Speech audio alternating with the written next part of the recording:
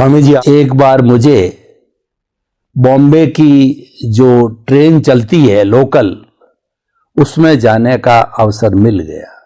मुझे खड़ा रहना पड़ा। तो मैंने एक भाई को पूछा कि तुम इतना क्यों भाग रहे हो? तो उसने उत्तर दिया कि मेरा आगे वाला भाग रहा है। ऐसा का ऐसा प्रश्न और भी मैंने एक दो किया, तो यही मिला कि सभी भाग रहे हैं, मैं भी भाग रहा हूं। जब सनातन सत्य हमारे सामने है और कुदरत का कानून, कुदरती रचना को हम जानते हैं, तो कर्म तो करना ठीक है, लेकिन इतना अपने आप की बड़ी रिस्क लेके बिना स्वास्थ्य का ध्यान किए और रोटी का, खाने का, नींद का कुछ भी ध्यान न देते हुए, असंतुलित जो जीवन शैली जीते हुए हम जो है भागते जा रहे हैं, तो आखिर हमारे जीवन का क्या उद्देश्य है? आध्यात्म विज्ञान की दृष्टि से ऐसे हम भ्रमित लोगों को कोई आप दिशा निर्देश दीजिए, ताकि हमारा लक्ष्य निर्धारित हो और जीवन शांतिपूर्ण बने, संतुलित बने और सुखपूर्वक हम जीवन का यापन करें, आपाधापी नहीं करें। जीवन एक गति है और दुनिया गति से चलती है, और गति का मतलब होता है अलग अलग प्रकार की गति होती है, जो बाहर भी दिखती है, अंदर भी होती है, दिखती भी है, नहीं भी दिखती है, मगर गति होती है। जैसे उम्र बढ़ती है, वो दिखती नहीं है, श्वास चलता रहता है, वो गति है, दिखती नहीं है। हमारा आयुष्य कम हो रहा है, वो दिखता नहीं है। हमारे कर्म समाप्त हो रहे हैं, हमारा जीवन समाप्त हो रहा है, ये गति है। हम मानते हैं कि हम शक्तियां प्राप्त कर रहे हैं, बात गलत है, शक्तियां खत्म हो रही है। तो ये गति, ये कुदरत का कानून क्या है? गति, मोशन। तो जीवन जीना वो गति है, और जीवन का अंत होना वो अल्प विराम है। फिर से मैं दोहराता हूं, जीवन जीना वो गति है और जीवन का अंत होना वो अल्प विराम है। अल्प विराम का मतलब होता है आपकी गति थोड़े समय के लिए रुकी, फिर आपका रिबर्थ हुआ, फिर गति चालू। तो गति करना वो जीवन है, वो कुदरत का कानून है। इसमें अल्प विराम वो आपका मृत्यु है, और पूर्ण विराम का मतलब होता है मोक्ष। उसमें गति और अल्प विराम नहीं होते, पूर्ण विराम का मतलब होता है मोक्ष। अभी आपकी गति कभी नहीं होगी, क्योंकि आप मन वचन काया से ही मुक्त हो गए। गति मन वचन काया को लागू होती है, आत्मा को लागू नहीं होती है। तो इसी प्रकार से गति वो एक जीवन है। श्वास लेना, breathing exercise, blood circulation, digesting, हाथ पांव हिलाना, दिमाग को चलाना, भाषा बोलना, क्रिया करना, ये सब गति तो है। बिना गति तो जीवन है ही नहीं। कोई कहता है भी वो उसको लकवा हो गया है, हाथ पांव तो वो नहीं हिला सकते, तो श्वास तो चालू रहेगा, ब्लड सर्कुलेशन भी चालू रहेगा, आत्मा की हाजिरी भी चालू रहेगी, विचार भी उनके चालू रहेंगे, भाषा में तकलीफ होगी, चलने में तकलीफ होगी, हो सकता है, मगर गति बंद होना उसका नाम है अल्प विराम। थोड़ी बहुत गति बंद होना मतलब होता है वो बीमारी का लक्षण है। संपूर्ण गति बंद होने का मतलब होता है अल्प विराम, और गति कायम के लिए समाप्त होना मतलब है पूर्ण विराम, यानी मोक्ष। फिर जन्म मरण नहीं होते हैं। तो भागना दौड़ना जीवन में अच्छी बात है, मगर भागते दौड़ते उसके पीछे कोई ध्येय नहीं है, कोई गोल नहीं है, और गोल है तो भी उसके पीछे कोई सोच नहीं है जो होनी चाहिए। बस ये सबसे बड़ा प्रश्न है। जो भी लोग दुनिया में आते हैं, हर व्यक्ति गति तो करती है अपने लेवल के मुताबिक, चाहे आप संसारी हो, चाहे साधु हो या त्यागी हो, सबको गति करना ही है। कोई हाथ पांव हिला के गति कर सकते हैं, कोई विचारों से गति कर सकते हैं, कोई अपनी दृष्टि से गति कर सकते हैं, कोई अपने संशोधन से गति कर सकते हैं। गति तो करना ही है सबको। केवल ज्ञानी भी गति करते हैं, उनका अभी तो ज्ञान दर्शन चलता रहता है। जहां तक शरीर है वहां तक शरीर है, संजोग है, अवस्थाएं है, तो गति होगी ही। जब निर्वाण हो जाते हैं तो वो गति बंद हो जाती है। कहने का मतलब गति वो गलत बात नहीं है, मगर गति जो हम करते हैं वो बिना ध्येय करते हैं, बिना गोल करते हैं, आखिर क्या बिना सोचे समझे करते हैं, बस वही हमारी अज्ञानता है। हम आपकी पूरा जीवन किस हेतु के लिए जी रहे हैं? क्या खुद के लिए जी रहा है? तो खुद के लिए जीते हैं तो खुद तो समाप्त हो जाएगा। बच्चों के लिए जी रहे तो क्या बच्चे साथ में आने वाले हैं? साधन संपत्ति सत्ता के लिए जी रहे, उसको तो छोड़ के जाना है। शरीर के लिए जी रहे, इसको तो जलाना है। अब किसके लिए जी रहे? दौड़ते हैं, गति करते किसके लिए? तब वह ज्ञानी भगवान फरमाते हैं कि आपकी गति जो हो रही है इसके पीछे पर्पस होना चाहिए। क्या होना चाहिए? कि मैं जो ये जीवन जी रहा हूं मन वचन काया से, उसके पीछे मेरा मकसद क्या है? ये जीवन जीते जीते जीते मैं ऐसा अनुभव करूं, ऐसी दृष्टि प्राप्त करूं, ताकि मैं ये दुनिया का सनातन सत्य समझ पाऊं।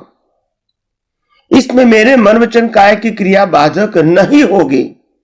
और इसलिए मत मानना कि ये विज्ञान आपके मन वचन काया की कोई भी अवस्था को डिस्टर्ब करना चाहते हैं। ये विज्ञान आपकी दृष्टि को उजागर करना चाहते हैं।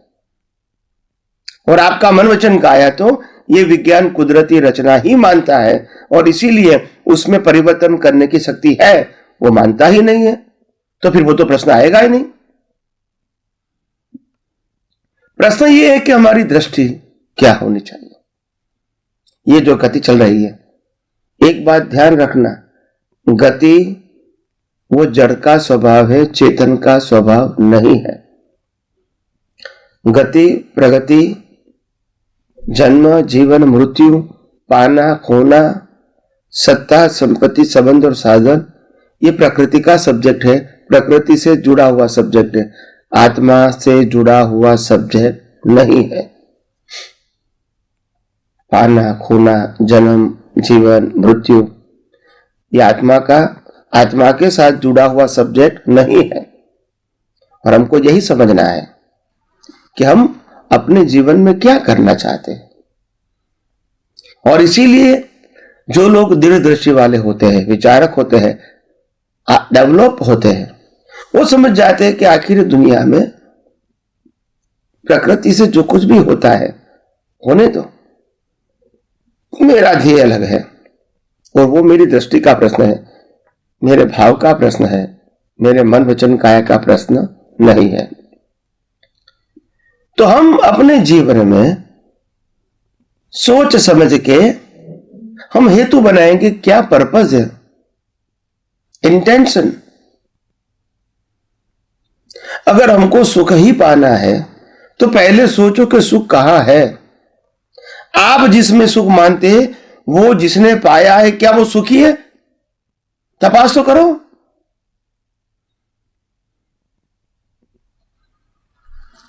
आप कहते हैं कि आपने डिग्री प्राप्त कर दिया तो आप सुखी है। डिग्री प्राप्त करने वाले सुखी है? समाज आपके सामने है ऑब्जर्व करने के लिए। शादी करने के बाद सुखी है, देख लो समाज में। बच्चे पैदा करने के बाद सुखी है, देख लो समाज में। आपके सामने एग्जाम्पल है, कोई बाहर से लाना नहीं है। बहुत पैसा है तो वो सुखी है, देख लो एग्जाम्पल। बहुत नौकर चाकर है, सुखी है, देख लो एग्जाम्पल।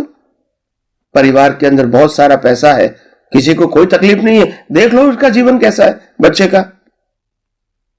तो बात तो समझनी पड़ेगी ना।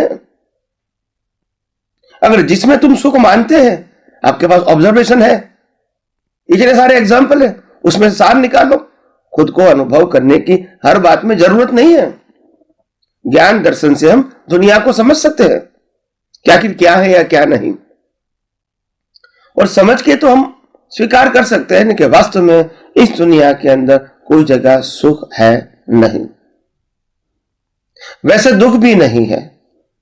ये दोनों मान्यता है, सुख दुख दोनों अपनी मान्यता है। कुदरत ने इस दुनिया में किसी को सुख दुख नहीं दिया है, सबकी अपनी अपनी मान्यता है। एक अवस्था को आप सुख भी मान सकते हैं, दुख भी मान सकते हैं।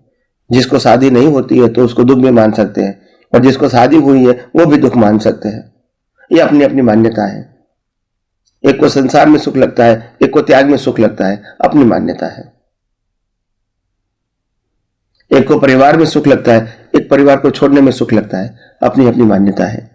एक को मिलकत बढ़ाने में सुख है, एक को यही मिलकत उनको बोझ लगता है, बंधन लगता है, यह भी बात है।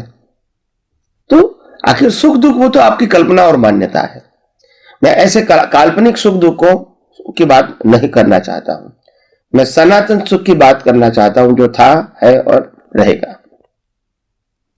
और वो आत्मा का स्वभाव है। सनातन सुख वो आत्मा का स्वभाव है। तो भी कहीं बुद्धिशाली लोग प्रश्न करेंगे, अगर आत्मा में सुख है तो अनुभव क्यों नहीं होता है? बात सही है कि अनुभव क्यों नहीं होता है, यह भी तो समझने की बात है। हमने जब लॉकर में गोल्ड सिल्वर रखा है, लॉकर को अनुभव नहीं होता है सुख का। क्यों? जरा सोचो।